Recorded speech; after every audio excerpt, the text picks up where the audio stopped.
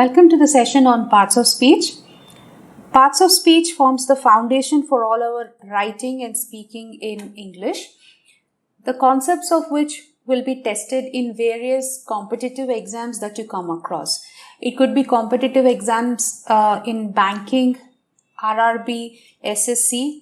It could be other exams where you take up for higher education like CAT, MAT, ICET, TOEFL.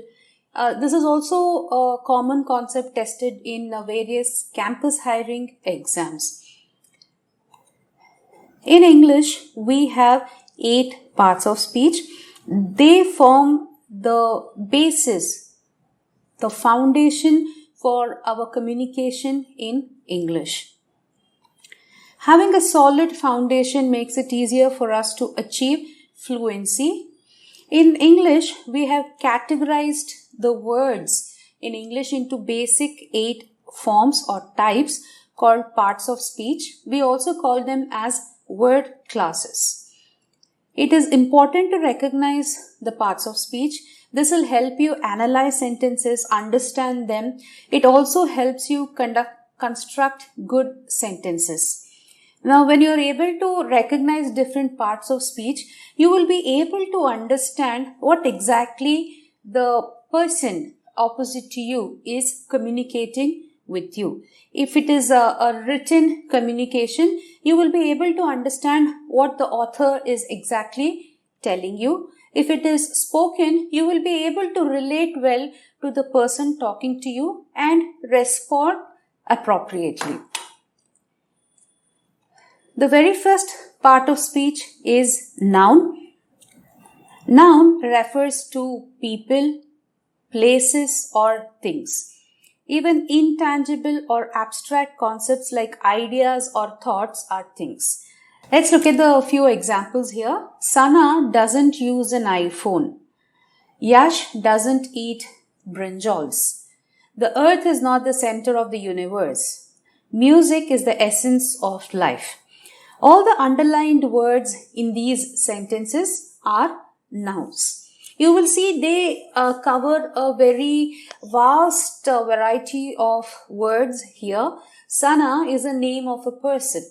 Okay, iPhone is a kind of a phone.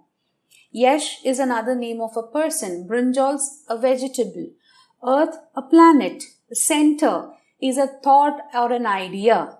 Universe, right? It's an abstract concept. Nobody actually knows how vast the universe is, right? It is intangible, something that is cannot be touched or felt.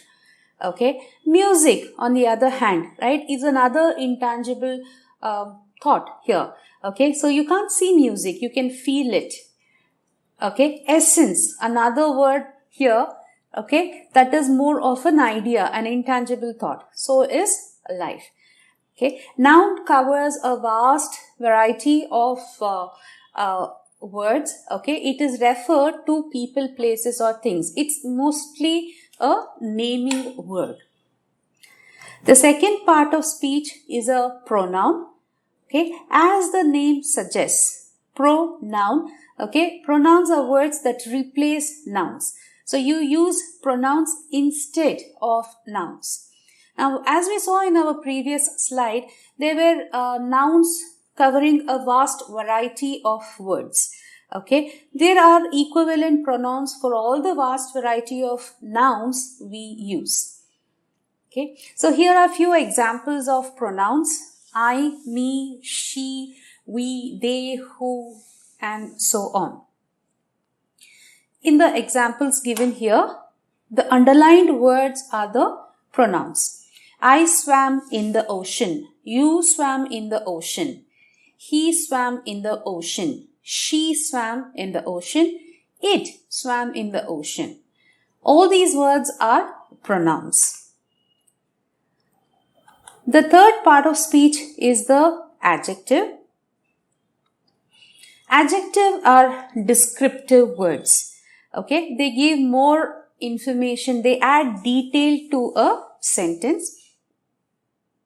They give necessary or important information, okay, or they just make the sentence more interesting. And they describe nouns. Okay, right? So here you will see words underlined there in the sentences. They are all adjectives. The weather is hot and humid. The stuffed toy is fuzzy and round. Please hand me the blue paper. A frigid wind blew around the icy town. All these underlined words are actually giving you more description, adding details and information to the noun mentioned here. Okay, right? Now in the first sentence, weather is a noun. So it is telling us how the weather was, hot and humid. Okay, in the second sentence, we are talking about a toy. So what kind of a toy it was? Stuffed. And how did it look? Fuzzy and round. Okay, in the third sentence, we are talking about a blue colored paper. Okay, in the last sentence, we talk about wind, which is a noun. Okay, so a frigid wind. Okay, frigid, it's talking about what kind of a wind it was. Okay, and then town is another noun form. Icy town. Okay, it is telling us how the town was. Okay, so adjectives give more information and describe nouns. The next part of speech is verb. Verbs, in its simplest form, we can tell them that they are action words. Right? They denote some action being done by nouns in a sentence. Now, nouns and verbs form the largest vocabulary words we can say in English are nouns and verbs. Now, without nouns and verbs, it is almost impossible to frame sentences. In the sentences that you see here, verbs are the underlined words. Okay, he ran into the wall. She buys new shoes. The cat licks its fur. I ate breakfast. Okay, they are all denoting some actions done by the nouns mentioned in the sentence. The next part of speech is adverb. Adverbs, as the name suggests, we can say is the adjective of verb. Adverbs, they modify or describe a verb, an adjective, another adverb, or at times maybe a whole sentence. Let's look at the examples here. He sings loudly. Now, this example is where the adverb loudly is modifying or it's giving a description of the verb. Sing is a verb and loudly tells us how he sang. Okay. The next one is Nani is very tall.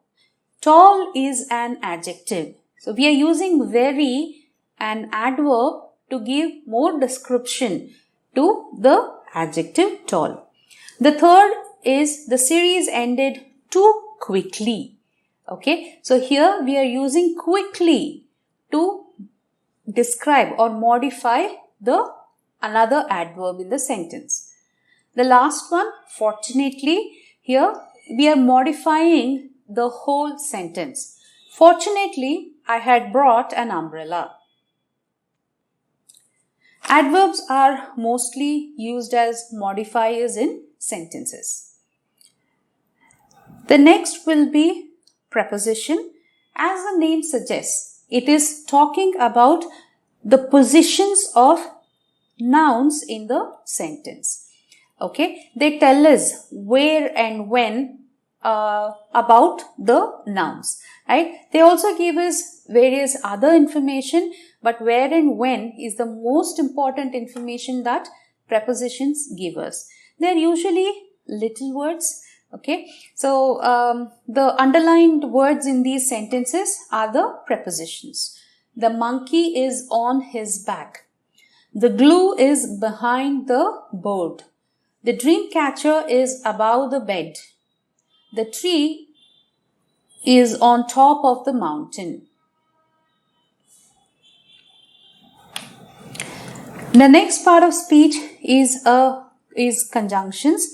Conjunctions are words like like, and, but, okay, they connect concepts, clauses, or parts of sentences. So to easily understand conjunctions, we can just call them as words that connect in the sentences, right? Okay, or we can use these words to make two sentences into one long sentence, right? So in the sentences that you see here, underlined words are conjunctions. I wanted to meet her there on time, but I got stuck in traffic. You can't wear socks and sandals. I am late because I missed the bus. I will buy the red or the blue, not the pink one. You would have seen that each conjunction is giving a complete a new idea to the sentence, right? Each is used for a purpose. The next will be interjections. Interjections are words like wow, yay. Okay, they are sounds we make to convey extreme emotions or to create emphasis when we are talking, right? So mostly we use these words when it is difficult for us to come up with some other expression, okay, right? So we use this instead. Wow, yay, hello, ouch, that hurts. Hi, how are you? Well, I don't know. Okay, right? So most of the interjections have an exclamatory mark following it. However, it is not a necessity that it needs to have an exclamatory mark after. By the end of this video, you should be able to recognize different parts of speech. You need to be able to understand and analyze sentences, to construct good sentences, right? To be able to list all the 8 parts of speech.